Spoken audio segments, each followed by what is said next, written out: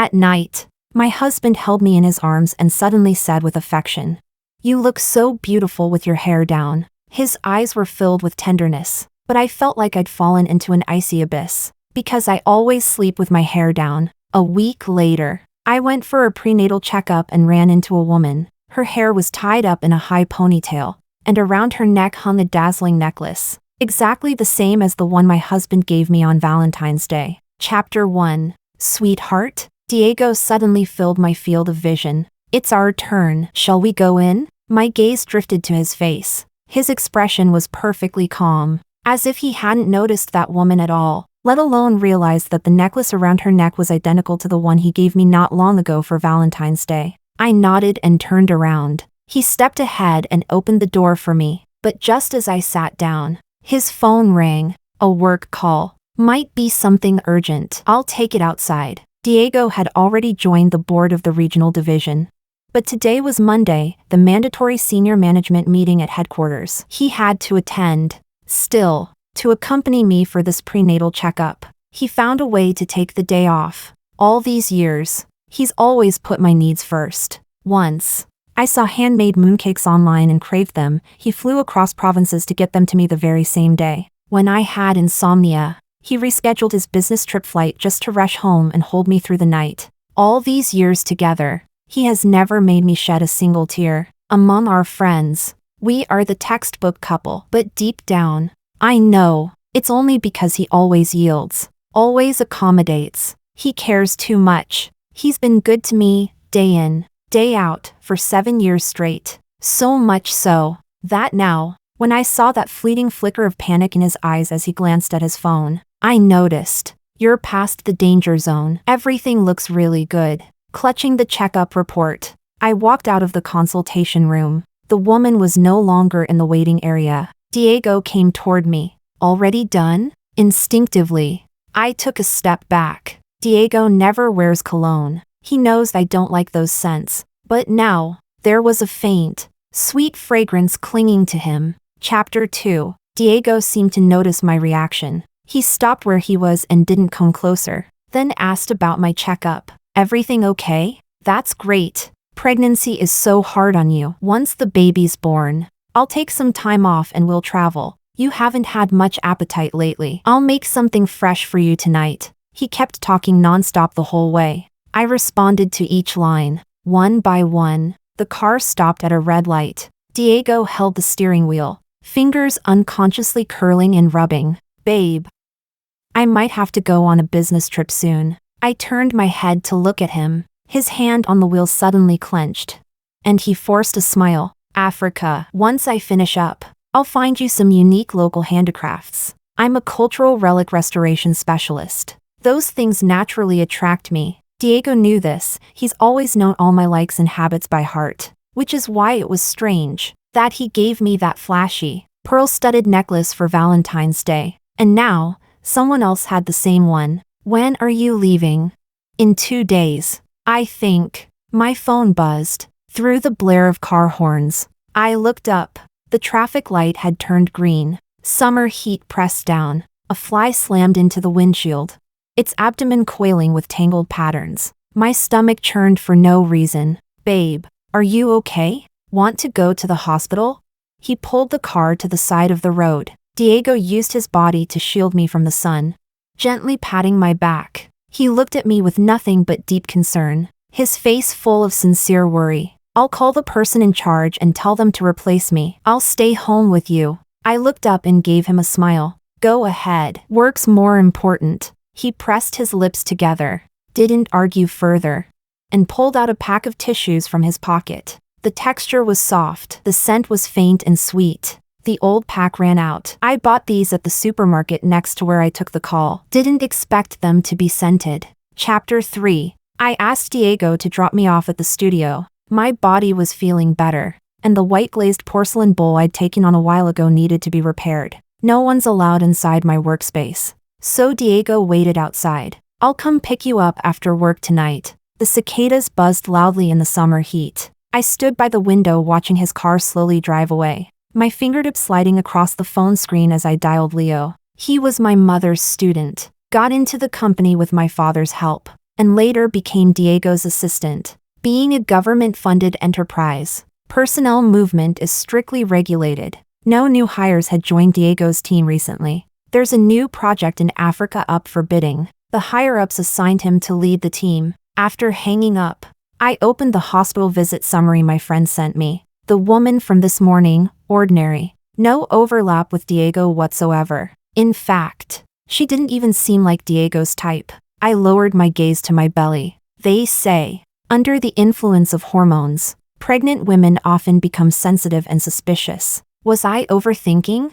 Objectively speaking, Diego was beyond reproach. Last year, I took on a project that required a rare restoration material. He dropped everything to accompany me deep into the mountains to find it. There was a landslide on the way. Mud, stones, everything came crashing down. His first reaction was to shield me with his body, becoming my barrier, keeping me safe. Diego is an only child. He comes from a modest background, lost his father early, and his mother always hoped for a grandchild to carry on the family line. After we got married, he once relayed this to me. I casually replied, "Have you seen how painful childbirth is?" He actually went to look it up, read about the risks, and even attended a childbirth simulation to experience the pain. After that, he never mentioned kids again. I don't know how he explained it to his mother. But when I went back to visit with him, no one brought it up anymore. Not until that accident. That day, he woke up in the hospital, as I gently touched the scar on his back. I made a decision to have a child with him, one that would belong to us. Diego stayed silent for a long time, then pulled me tightly into his arms. He held me so tight, but I couldn't see his expression. Chapter 4. Once the bull was fully restored, I got a message from Diego. He had to work overtime unexpectedly. Outside, dusk was falling. The aging process couldn't be rushed either. My mother had always taught me that love in a marriage should go both ways, not just one person constantly giving. So I ordered a few of Diego's favorite dishes from our usual private kitchen, and took a car to his office. On the way, I habitually opened my social media. A set of photos popped up on my feed. I never followed celebrity news, so I didn't recognize the actress in the photos. But the jewelry brand she wore looked familiar. The necklace Diego gave me, turns out, she's the brand ambassador. Almost without thinking, I started looking her up. Originally a model, stage name Ruby.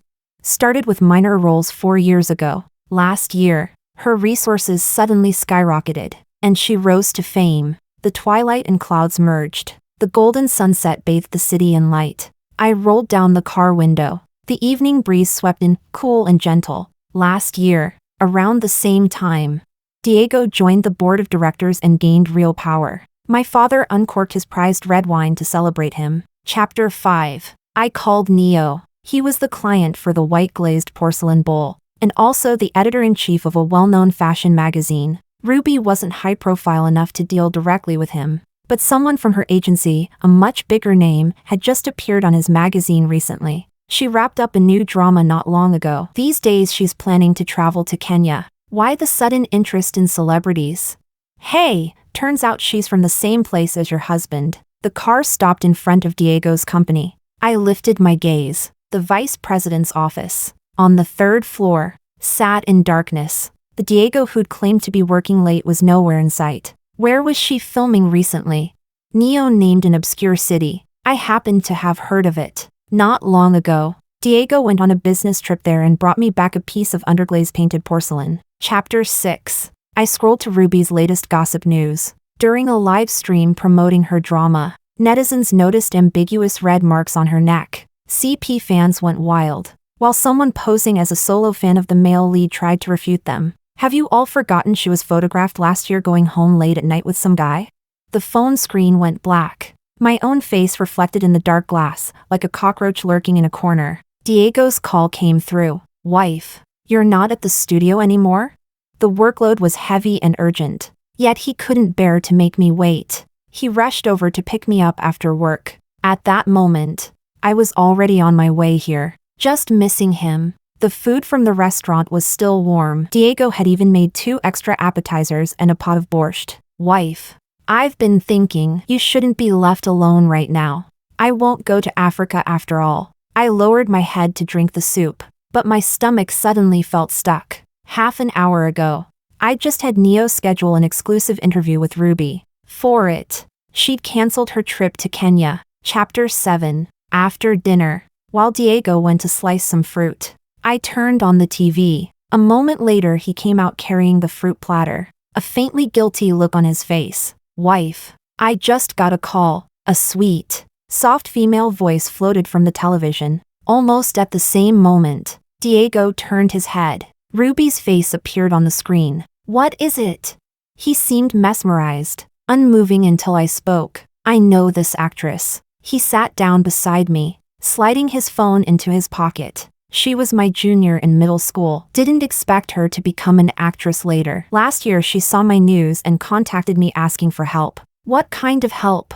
Connections. She has no background. It's hard for her. He handed me a slice of peach. Don't worry. I didn't agree. I know how much effort Dad put in to get me to this position. I won't let him down. I didn't tell you because I was too busy. And we only exchanged a few words. I didn't think it mattered. I'm sorry, wife. His tone was natural and forthright, speaking of his connection to Ruby just like that. It was me instead, hiding and probing, like some petty villain. Elise. He suddenly called my name. I worked so hard to marry you. Everything we have today wasn't easy. I treasure it. He hugged me, his chest pressing against my cheek. I smelled again that familiar clean scent, comforting. That night, while Diego showered, I sat on the bed scrolling my phone. A few years ago, I'd opened an account on a social media platform, occasionally posting my work as a cultural relics restorer, along with some paintings. Gradually, I'd gathered tens of thousands of followers. Every time I logged in, there were private messages waiting. About an hour ago, one of my longtime followers sent me a DM. Teacher, I'm so sad. I'm sick. But my boyfriend ditched me to be with another woman. I turned my head sharply, looking at Diego's phone charging on the bedside table. Chapter 8. In the kitchen, Diego took a call. When he came out carrying the fruit, he had originally meant to tell me he needed to work overtime. Whatever changed his mind and made him stay, I didn't ask. Likewise, I didn't touch his phone. Diego knew better than anyone, I don't tolerate sand in my eyes. If he really had something to hide from me, he'd never leave traces in places I could find them.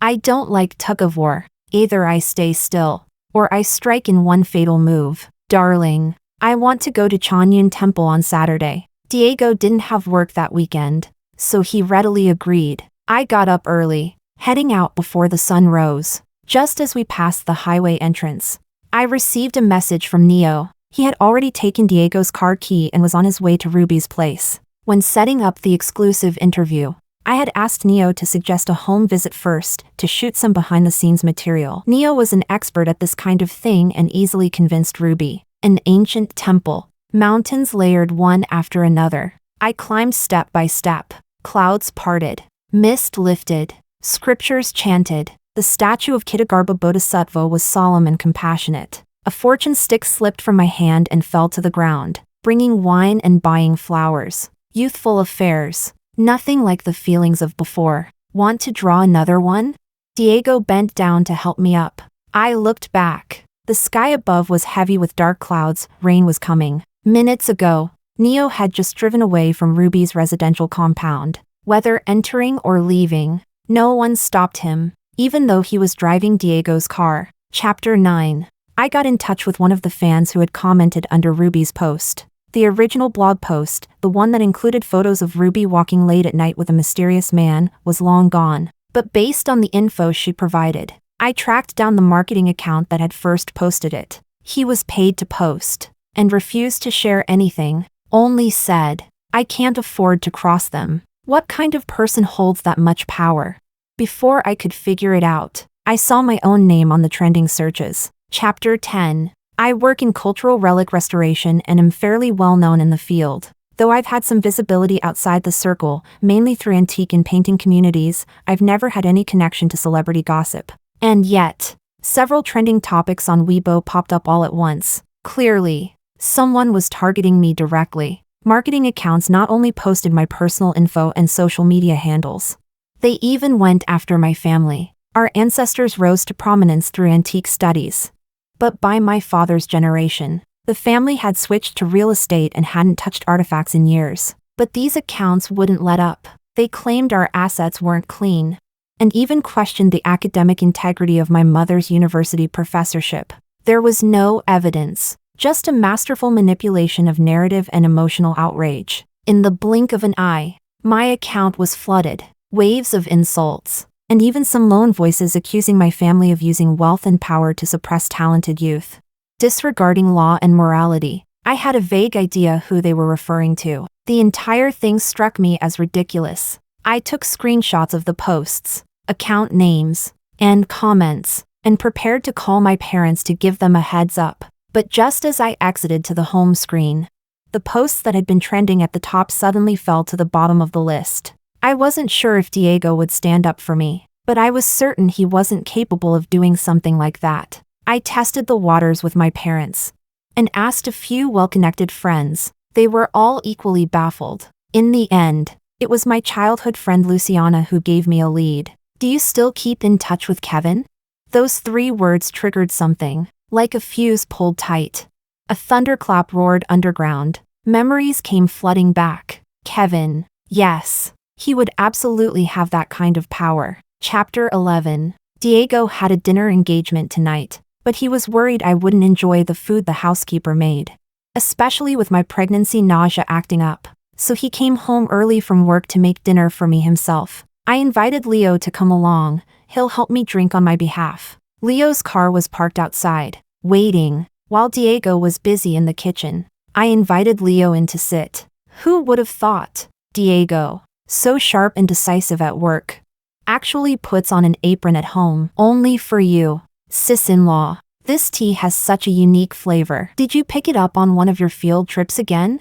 I smiled, didn't answer, and poured him another cup. Every time Diego goes on a business trip, he brings me a gift. Sometimes it's a luxury item, sometimes a local souvenir. Last time, he brought me a tea set and some local tea leaves. That was also the first time he went completely MIA in the middle of the night. I was so angry I scheduled a termination the next morning, even seriously considered divorce. Diego rushed back overnight and dragged Leo in as his witness. He said that during those missing hours, they were both forced to drink heavily, passed out, and didn't realize their phones had died. Oh, so, I lifted the teacup and took a sip. It was sweet with a trace of bitterness. The aftertaste lingered endlessly. You've never had this tea before, have you? Chapter 12. After Diego and Leo left, I headed out too. I drove Diego's car, straight toward Ruby's neighborhood. Just like Neo said, the parking barrier lifted automatically. The security guard at the gate smiled and welcomed me home. I parked under a tree. My phone vibrated. Diego had sent me a message. "Honey, I've arrived." He also sent a photo of the dinner gathering and a GPS location. I didn't bother opening them, because 1 minute later, he stepped out of a car and headed straight for Ruby's villa. I watched him press his finger gently on the lock. Fingerprint recognized. Door opened. Dark clouds were gathering overhead. The air was damp and stifling. By the time I caught my breath, I was already standing at Ruby's front door. The smart lock looked all too familiar. It was the exact same model we had at home. On instinct, I typed in our home password, the date Diego and I got together. The door opened. Chapter 13. I stood at the door, frozen for a few seconds, then suddenly felt like laughing. Under what circumstances would Ruby set the lock password? To the anniversary between Diego and me?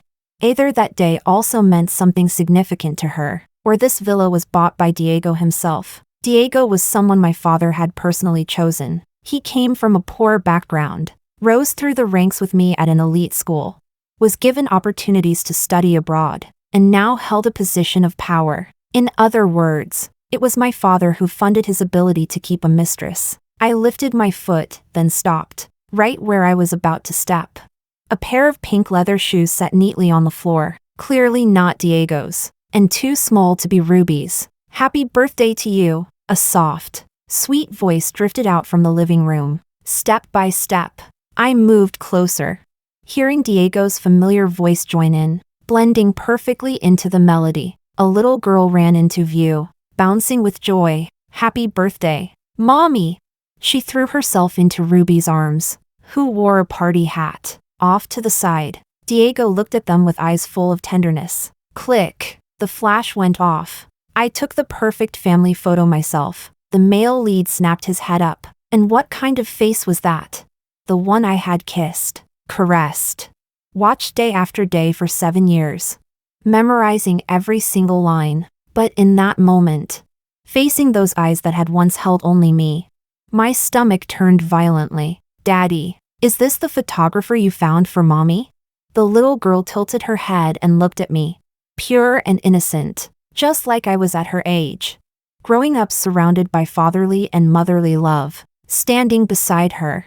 Diego's lips trembled. His face turned deathly pale. Chapter 14. Ruby was the first to move. Her career had just started to take off. That photo I took was enough to ruin her. "She's Mommy's friend, sweetheart. Go ahead and cut the cake. Mommy will talk to Auntie for a bit and be right back, okay?" But she still wanted to be a good mother. She didn't want drama in front of the child. I turned and walked toward the door. "Elise," Diego called out to me. His voice was heavy and powerless, not as light as when he sang the birthday song moments ago. He stopped Ruby from following, and came after me himself. "Let me explain." I looked back at him. He reached out, trying to take my hand, but stopped midway and slowly lowered it. Behind him, the little girl looked up at us with wide eyes. "Can we talk outside?" Diego asked cautiously. Waiting for my response, I let out a quiet laugh, maybe sarcastic. "No need, Diego. There's nothing left to say between us." My gaze shifted past him, and met Ruby's. She was nervous, but also excited, triumphant. "Well, I hope next year your birthday is just as joyful." Chapter 15. I wasn't threatening her. If she wanted to steal my man or climb the ladder, so be it. But she had no right to go after my family to destroy me. Once I left, the first thing I did was call my lawyer to draft a divorce agreement. The call connected, then I hung up. I wasn't calm enough. In this state, I wouldn't be able to secure the best outcome for myself. I had to admit, even though my marriage to Diego had started as a mix of pride and calculated gain, seeing that little girl, already in preschool, still made my throat tighten unbearably. "It's okay, Jiangluo Jean. You're just reacting to betrayal." I clenched my teeth and told myself this again and again. Even if it were a dog who'd stayed with you for 7 years, and then you found out it had secretly bonded with someone else, you'd still feel disgusted. It's not love. You're just enraged your pride was challenged. "Miss, please park over there." I snapped out of it. A security guard was pointing ahead. I looked up. A giant red cross hung above me. So, somehow, I had driven myself to the hospital. I stepped out of the car, and was hit by a wave of dizziness. I didn't even know why I had come here. "Elise!" A panicked voice called from behind. Diego ran up to me. Turns out, after I left, he'd been secretly following me. "What are you doing?" He grabbed my arm in a panic. I turned and slapped him across the face. Time froze. All I could hear were the incessant, shrill cries of summer cicadas. But summer was almost over. Chapter 16. At the hospital, I underwent a full checkup. The baby was already formed. She lived inside my body, unaware of what was happening outside, growing peacefully on her own. And in that moment, I realized, she's my child. Even if Diego betrayed our promise, this child is still mine. After leaving the hospital, I went for a soothing spa, then headed straight to my studio. When I get caught up in work, I often end up working late. So over time, I set up a cozy little home there. I finished the final touches on the white porcelain bowl, then lay in bed, mentally prepared for a sleepless night. But to my surprise, I fell asleep quickly, maybe because the confusion had cleared, and the weight in my chest had finally lifted. The next morning, I met with my lawyer to discuss drafting the divorce agreement. Before we got married, Diego had signed a prenup voluntarily to prove how genuine his love for me was, so he wasn't entitled to any of my assets. As for everything he gained through my parents' connections over the years, I would make sure he returned it all. After leaving the law firm, I met with Neo, mostly to collect some influencer resources, and ask him to help me leak the story. As a thank you, I'll waive the restoration fee for the bull. Hey, business is business. You're a master. Everyone knows how hard it is to get a spot with you. I insist on paying unless. His eyes sparkled with mischief. I chuckled. What did your grandma break this time? Neo's eyes lit up like a child, and he gave me a knowing look. He waved a hand, and his assistant brought out a pile of shattered ceramic pieces. It was a broken vase. Your craftsmanship is next level. Seriously, it's like resurrection magic. No one would guess this bowl was ever broken. He admired the white porcelain I had just finished, but my eyes landed on the broken shards. Some mirrors, once shattered, can never truly be whole again, no matter how skilled the hands. Still, I took the job. Connections in the entertainment world can be quite useful. That very afternoon, Ruby's childbirth and affair scandal exploded online. Someone seemed to be helping from behind the scenes. The post quickly topped the trending charts. Netizens soon dug up the male lead's identity and came knocking on my account to confirm. I didn't respond. I was buried in those broken shards, working till evening. Then the studio doorbell rang. Diego had shown up. Chapter 17. I glanced at the video doorbell, then sat right back down. The scandal online was growing fast, and soon reached Diego's company. As a government-funded enterprise, they take public image and personal conduct seriously. After a meeting, top management decided Diego would be suspended from all duties. Now that he had plenty of free time, he focused it all on trying to win me back. 4 days, he camped at my door. He'd hand me my takeout, follow me around when I left. 8 years ago, he courted me the same way. Back then, I had just broken up with Kevin. Diego caught wind of it and began shadowing me every day. I went shopping, he carried bags. I went drinking, he silently blocked the creeps. I traveled, he planned each stop ahead of me. I knew he was chasing me, but unlike other suitors, he didn't stage big, romantic gestures. He was so quiet. He almost didn't exist, like a secretary/bodyguard. If Kevin was the son I had to chase, then Diego was the shadow silently following behind. He seemed to understand me, whatever I needed. He could sense it before I said a word. Raised in comfort and privilege, I had no patience for the grind required to fit in with Kevin's world. So when my father asked if I'd consider Diego, I hesitated. I had tasted the pain of chasing love and ending up broken. Choosing someone from a weaker background, easier to control, sounded far more comfortable. Too bad we were both wrong. When someone stays too long in a high place, they forget how they got up there. You open this one. A new package had arrived, looked like a letter. I tore halfway, then turned and handed it to Diego. He froze, then his eyes lit up. It was the first thing I'd said to him in so long. He moved fast, 3 swift motions, and the package was open. Inside, a snow-white envelope.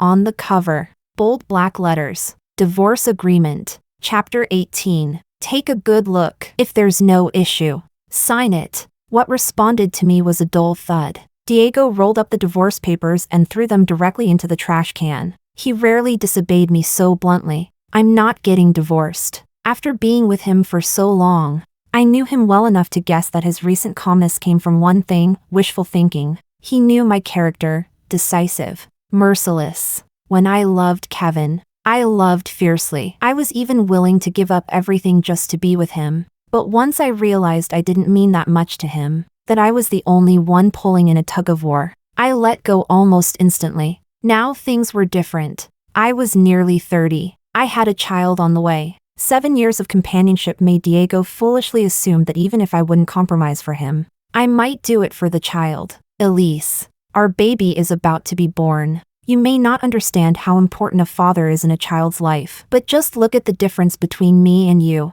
He lost his father early in life. He had often told me how much he respected my father, how he envied me for growing up with a dad. But so what? In the end, He still hurt the one person who meant everything to my father. I'll admit it, I was wrong. I hid the truth about Ruby from you. I lied. I shouldn't have kept in contact with her. But there was never anything inappropriate between us. After my father died, things got really hard. Debt collectors were at our door every day. I almost dropped out of school. You wouldn't know that. Elise, you were born into privilege. You'll never understand that kind of fear and shame. I used to hate my dad for leaving us with so much mess. He laughed bitterly at his own words. I didn't speak. My father sponsored him. How could he not know? And as his daughter, how could I have married Diego without being fully aware? Diego appeared gentle on the outside, but deep down he was full of pride. So I never exposed those scars. We only ever tried to make his life easier. The worst time, it was my homeroom teacher who helped me. She paid my tuition, sheltered us from the debt collectors. We used to hide in her house. Now I understood why he was bringing this up. Ruby was that teacher's daughter. So that time, he lied to me. Yes, Ruby was his junior in middle school. But they'd actually met when he was still in elementary school. He was completely absorbed in his tragic past, reciting it like a script. Her whole family helped me and my mom. Ruby never came to me before, but she had nowhere else to turn this time. Elise, you know me. I can't be ungrateful. He blocked the doorway with his body, so I just sat down on the bench outside. That's it?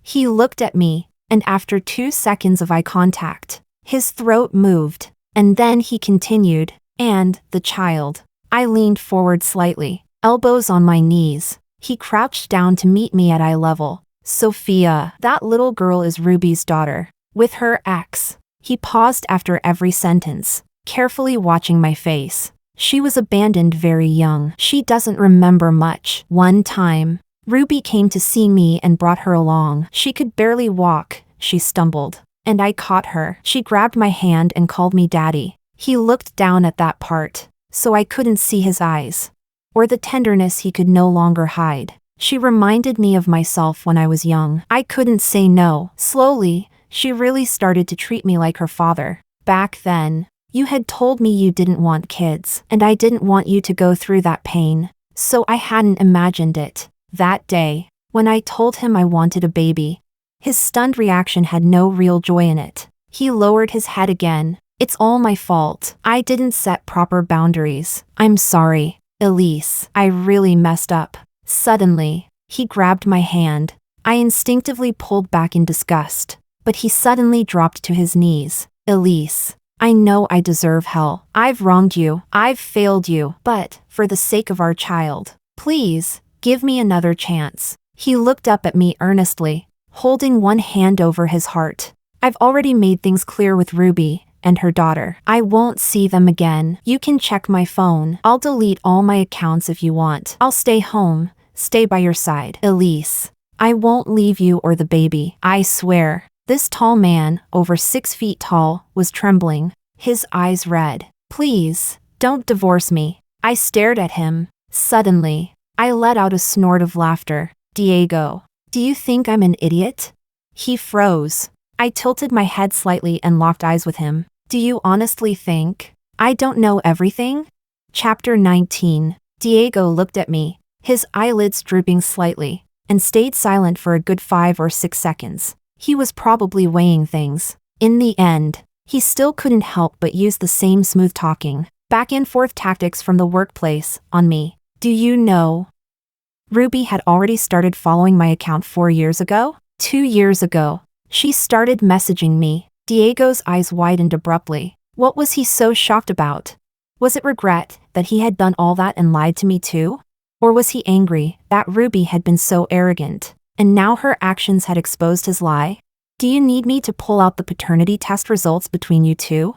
The light in Diego's eyes dimmed little by little. Diego, did it ever occur to you? If your daughter heard what you just said about her, how would she feel?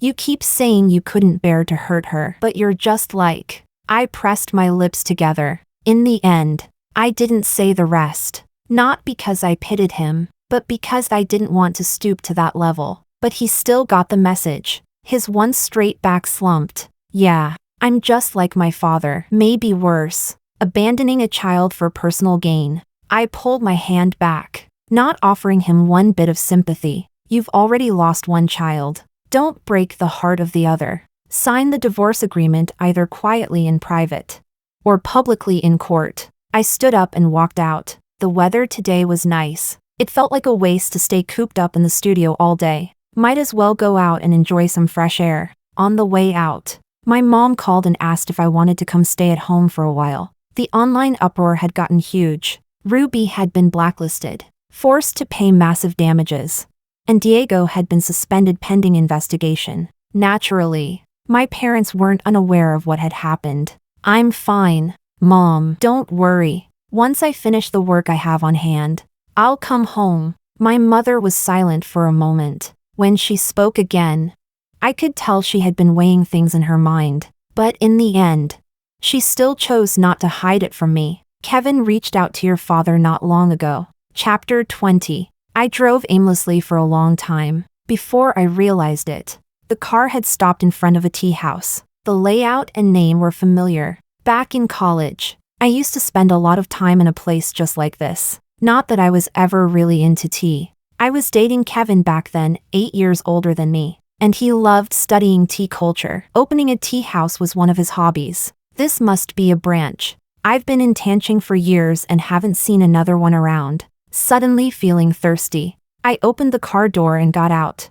Walking to the entrance almost instinctively, Kevin's place obviously wasn't open to just anyone. It ran on a membership system, no cards, just facial recognition. I wondered if my face still counted. Welcome. A sharp-eyed staff member opened the door for me. She led me to the farthest room on the 3rd floor. Mr. Kevin has been waiting for you. I stood at the doorway, feeling a bit dazed. 12 years ago, I met Kevin alone for the first time, just like this. So many years had passed, but his arrogance had only grown stronger. He could have just contacted me directly.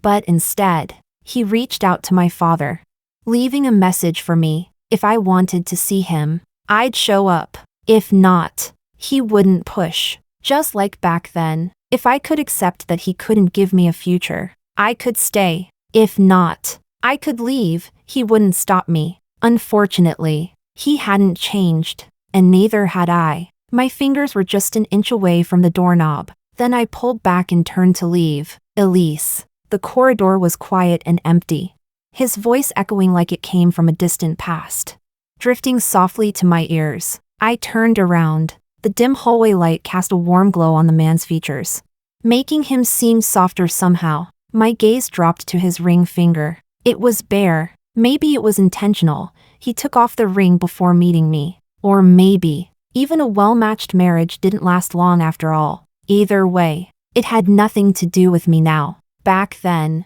I was young, proud, thinking love could conquer all. And that, with my family background, no door was out of reach. But unfortunately, my lover didn't think the same. Kevin never really believed that a businessman's daughter like me could win his mother's favor and marry into his family. That rainy night, the sky dark, he looked down and asked me if I could wait for 3 years. Wait how? Exactly? Follow him around without a title, while he married someone else in broad daylight? Wait. My ass. I slapped him hard, so hard my hand ached for 2 days. After those 2 days, I couldn't tell what hurt more, my hand or my heart. We never saw each other again. Back then, I thought if we ever did, I would be the proud one, make him regret, make him feel like I was out of his league. But now, across the corridor, face to face, my first thought was, maybe he still had feelings for me, and maybe I could use that to get him to help me. After all, he was connected to the executive director of Diego's company's headquarters. One word from him, and Diego would not only be unemployed, he'd be blacklisted from the entire industry. Same with Ruby, she'd be done. All those fluctuating trending posts before?